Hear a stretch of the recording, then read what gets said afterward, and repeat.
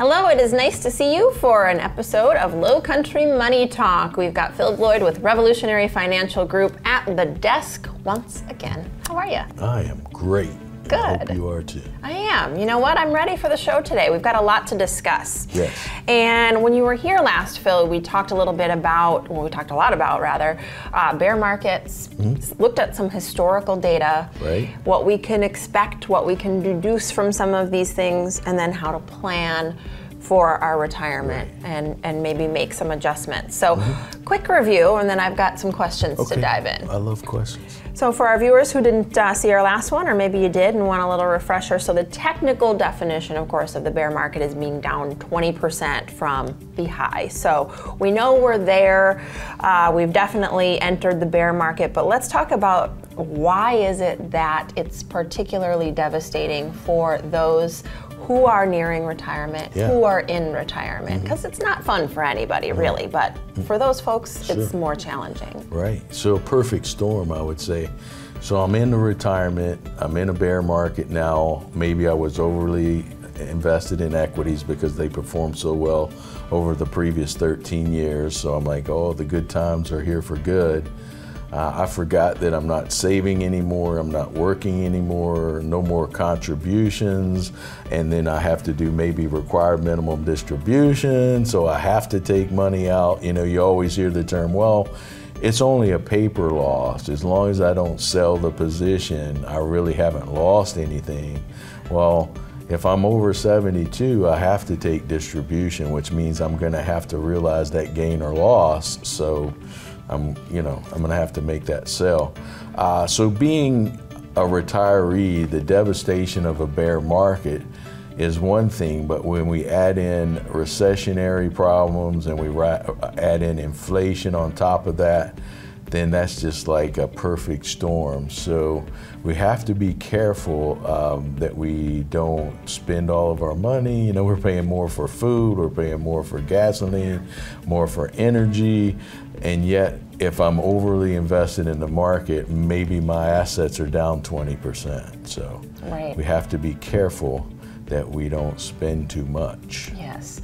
Well, and it is challenging to navigate as you enter, those years, because you may have been doing something for a long time and it may have been working okay for you. Yeah, and now here you really need to take a good look and maybe make some adjustments, and that can be tough for folks to do. Yeah.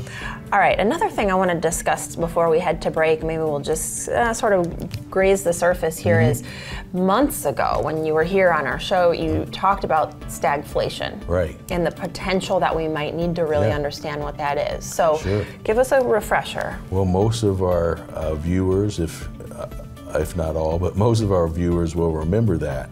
About 40 years ago, we had a stagflation problem. So stagflation means a period of time at high inflation and low economic input. So we're kind of there. I did mention a few months ago that we're going to find ourselves probably in that situation. And the upside is people still say, well, we've got a great job market, so how could we be in stagflation? I'm not sure we have a great job market, so I'm going to stick with that, because wherever I go, there's not people working. I was going to say, ask any entrepreneur if we have a great job market, right? They can't get help. No. So I think I also mentioned during the show, we talked about, we were going over those things, that as we get into a recession, you're going to go from a point to where you have, you need so much help that you have all the help wanted signs up. And then maybe people are running out of money because of inflation and higher prices, and they're ready to go back to work.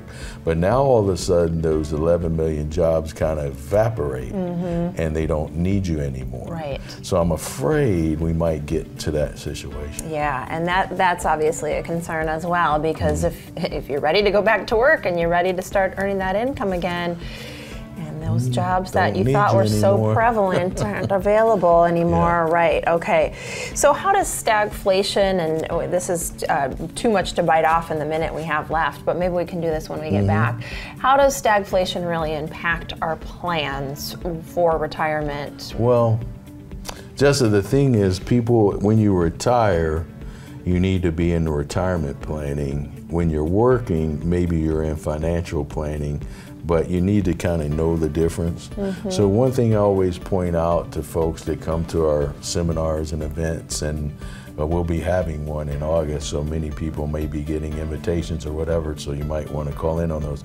But you have to change a bit, okay? Because when you retire, like I said before, you don't have the income coming in, you're not making contributions, what you save has to last, and you can bet over your retirement lifetime that we're gonna have some bear markets. So the best way to plan for them would be now you plan for them ahead of time.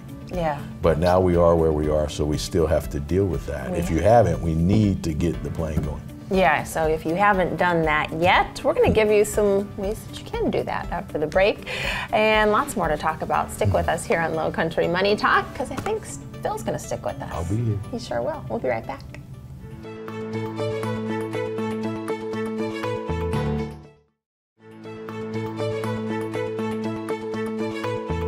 We're back from break and still at the desk. We're glad you stuck with us, and lots to talk about. I often think, you know, with everything going on, wouldn't it be nice if we had an expert we could just sit down with and ask all of our questions? And we do today on Lowcountry Money Talk. Phil Bloyd is here. We talked about stagflation a little bit. A term you brought up to me months ago. Yes. And here we are. We've talked about the bear market and the technical definition, kind of just re-discussing, wrapping up some of our previous episodes. What I want to do for our viewers now is get in your mind a little bit about how we can help them get back some control. Yes. A lot of folks kind of losing sleep over the market right now and feeling a little out of control. Right. So Jessa, when we're out of control, it causes stress and anxiety. And especially when we're talking about our finances, you know, that's very personal. Yeah. So if we can reclaim control and we kind of understand where we're at in the market cycle, we'll say, and then we have a plan to deal with that now and in the future, then we can kind of relieve some of the stress. So I think it's very important that we develop that plan. Yes. And the plan may consist of, first we need to make sure that we have 6 months expenses for an emergency. Right. So if our car blows up or something. Yeah. So we can have the funds available there so that doesn't affect our other growth plan over here. And on our growth plan side, we want to make sure that we have the right amount at risk in equities, and then we invest those over time. And then we have the right amount to provide us the income that we need while we're waiting for the equities to recover. As we are 70 years old or 75, we should have much less of a percentage in equities because they're more risky. Right. And then we should have more on the income side to provide us the income that we need. Yes. So once we develop that plan and we know how much is in each bucket, we'll say a lot of people like to use buckets. So we have the emergency fund bucket, we have the income bucket, maybe we have several income buckets, even better, and then we have our growth bucket down here at the bottom. So our growth bucket will have the least amount of funds in it, and it will also be the last resort to where we need to go to. Yes. So if we need to patch that up a little bit over the next 3 years, 4 years, 5 years, I think we looked earlier and it said the average recovery time on a bear market's 5 years. Yeah. So if I need 5 years to fix the equity portion, Right. then I need to make sure that I have the income portion up here that's much larger so I can draw from that. Right. While we're fixing it. Yeah, and down. just really understanding where you are and in terms of then where that plan needs to start going. So people might, you know, really need to dive in right now and take a look and have a portfolio analysis, which you all can help with, of course. Let me add one thing though. Yeah, okay. Once you develop a plan, work the plan. Oh, yeah. Or you've wasted all your time that you've put into the plan. Yes. Now, more people spend more time planning for a vacation than they do their financial future. And we need to stop that. Yeah. So when we develop a plan, don't throw it out the window just because something went off a bit. We have to follow the plan. Yeah. Sorry to interrupt. No, that's a very good point, because it may be easy to make the plan, although I don't think it's easy to make the plan.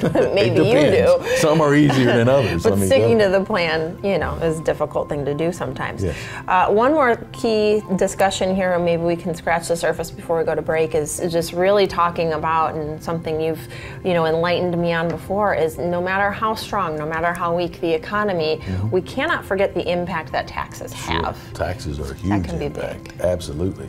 So if we think about, we saved all these funds, and when I take a withdrawal from the fund, maybe the market's down 20% or so, but the government's also going to want their 20% in taxes. So that's a big chunk. That's a lot. So I think in the down market, there are some opportunities for taxes where we can kind of lock them in and really get them out of the way. So in the next segment, we'll start off talking about that. Okay, well, that'll be a really good discussion. As we have you here, I've got a list of questions, and you're going to get a bunch of answers after the break. We'll stick around.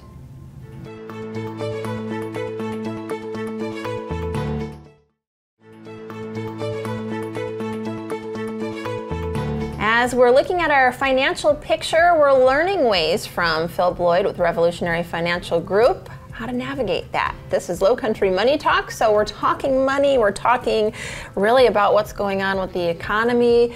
We've discussed stagflation. I like these terms, there's so much to learn.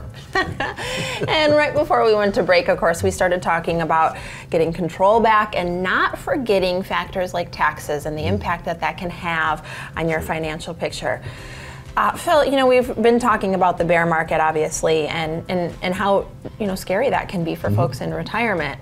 But maybe there are some ways that we can take advantage of the bear market, and then taxes being one of those. Walk us through how that might work. Let's be proactive here. So one thing that we start doing and that we offer, you may contact Rachel for that, but is we'll do an assessment on taxes for out of your IRA plan.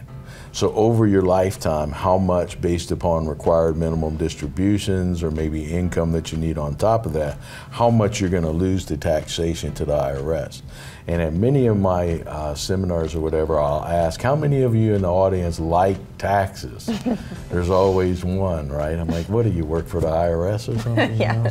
I don't know. So anyway, most people don't. Right. I was going to say, I'm surprised anyone raises their hand at that question. They forget that as they were working, they just deferred the taxes on these plans. They're called tax-deferred plans, whether it's a 401k, an IRA, a 403b, whatever it may be. You did not alleviate any taxes. You deferred the taxes. So the tax deferral means when you're retired, mandatory required distribution, now you're going to start paying those taxes that you deferred, but also you're going to pay all taxes on all the growth that you've made in that plan over those years. Okay. And if you don't, then your kids will. Got it. So that's kind of how it works. So right now with the pullback on the economy, it may be a great time to reposition some of those assets by using some Roth conversion techniques. Not all Roth conversions are the same. The first thing you want to do is you want to check with your tax preparer. You may be your own tax preparer, I'm not sure, but you want to run some samples and say, if I convert X amount of dollars, how does that affect my income taxes, my Social Security being taxed, my Medicare premiums, all these things. Once you come up with a number, maybe it's $100,000 a year you want to convert, or $50,000, whatever it is, then we need to implement the plan. Now we will help you with that, but the first thing we want to do is say, over our lifetime, this is how much you're going to lose in taxation. And we have a program that will show us that. Do I want to know that? You may not want to know that, okay? Yeah. Warning, because it's a huge number. Yeah. But maybe we need to know that now so that we can fix it. And that's the key, right, is we really do need to know. So as the stock market's down, remember we talked about our portfolio. So we have our emergency fund, 6 months expenses. We have our income, where we're taking our income. Maybe it's 5 years, maybe it's 10 years. I'm not sure. Depends on you. But we have our income here. But also, guess what? We have our long-term equity growth at the bottom. That's where we want to first focus on our conversions. Why? Because this rate now is down 20%. Maybe. Yeah. Because the market's down 20%. Right. Maybe you're down more. We'll have to do an analysis and see. Yeah. But we want to start with this, because if we can go ahead and lock in our taxes now, the market's down 20%. So obviously I'm going to pay less in taxes on this because it's down 20%. Right. But I'm also going to position this to where when the market does recover, these come back. We've already paid our taxes on them, so we don't have to worry about it anymore.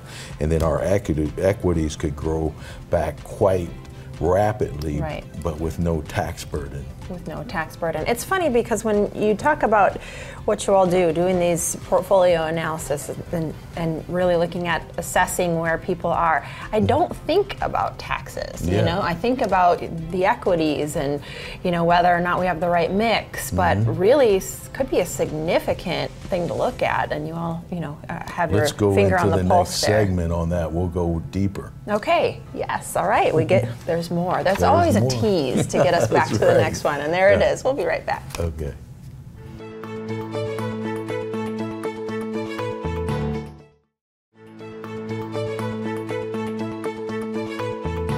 All right, we're gonna wrap it up for you here on Lowcountry Money Talk. Phil Bloyd has been giving us expert advice all along the way. And here's where we're gonna give maybe some real action plans in terms of how to really have the best financial picture. Yeah, sure. So it's been good. One of the things you discuss with us oftentimes, Phil, is buckets. You know, we're thinking about these sort of 3 different buckets. We've got our income bucket, our equity growth bucket, and our emergency fund bucket. But we don't always think about taxes. And when we started scratching the surface of that, at least I'll say I don't always think about it. We scratched the surface a little bit, and you said, you know what, you might have a hole in your bucket. Yeah. What do we do? What good is a bucket with a hole in it? You know, you won't throw it away. Yeah. So if we think about especially our deferred bucket, our tax deferred bucket, this again could be an IRA, 401k, 403b, whatever. So we deferred all of these dollars that we would have paid in taxes. But the problem is, not only did we defer those dollars, but we deferred all the dollars that they've become. Okay, so compound interest and all that, right? Yes. So now I have this huge bucket with all of this money that came from my IRA, 401k, and guess what? It's all got a tax lien on it. So I think that's all my money, but guess what? It's not. Some of it's not. Yeah. You know, maybe a third or more is not. Right. And these days, I think we're shooting around a $30 trillion debt. There's just been another bill. One is been signed, another one's come down. So we're going to spend another $1 trillion. We're not supposed to spend any money in inflation because that cheapens the dollar and causes more inflation. So that'll be a bone I pick later. But let's just That's say, a whole nother show. how can we use we've been talking about how to use the economic decline to kind of help us save taxes. Yeah. So I have a bucket. I fill the bucket. Your bucket is filled with money. Okay, Doesn't good. that sound- Hey, yeah, where is that bucket? I think it's right over here. It's filled with money, but it has a huge hole in it. And as I'm walking this bucket back to my house, there's dollars falling out of this hole. Yeah. And those dollars are going to Washington, D.C., or what I call the large black hole that makes a huge sucking sound, okay? That's where, so that money is going to DC. Okay. So our idea would be is we want to have a bucket that we can make with no hole. Yeah. So if we walk back to our house with that bucket, trade the dollars for water, and there's a big hole. By the time I get to my porch, maybe I only have a half a bucket of water. Right. That's not going to last as long. It's not. So we want to have a whole bucket, right? And it's so interesting how you're utilizing the down market to make some positive motion Sure. there. What if we could take our bucket that we've had in this deferred account and we could say, well, remember This is we talked about using the equity portion first. Yes. So let's say the equity portion has $1 million in there, right? And the market is down 20%. So now the equity portion has 800,000. So it would behoove me to pay taxes on the $1 million while it's worth 800,000. Right. Because if I owe taxes, how much will I pay on the 800,000? Now I may not do it all in one tax season because it could put me in a higher bracket. But I may spread it out over maybe 5 years or so. And then what happens if I take this money? Have you ever heard of the rule of 72? I don't think so. The rule of 72 says you take whatever return you're getting and you divide it into 72, and that's how long it takes you to double your money. So we're in a poor market situation now, which means in the future we'll be in an uptick in the market, right? So if I was averaging a rate of 10% return, it would take me 7 years to double my money. So what if I pay the taxes now on what was my $1 million, and 7 years from now that's $2 million, and how much do I owe in taxes on it now? So nothing, because I paid taxes when it was worth 800,000. You did it when it was down. So this is what we need to be looking at while we're in a downturn in the market. How can we convert some of these equities over, lock in the stocks, so when they do tick back up, they're coming back, but we've already settled our taxes on the item. So that's what I would say. That's so smart. I get so into these conversations, Phil, I forget we're in the middle of a show, and actually that show has to end. It's over for today. We'll get back next time, though. We got lots to talk about. We always do. I hope you stick around. Join us on the next one. Lowcountry Money Talk, a great show with expert Phil Bloyd. We'll see you then.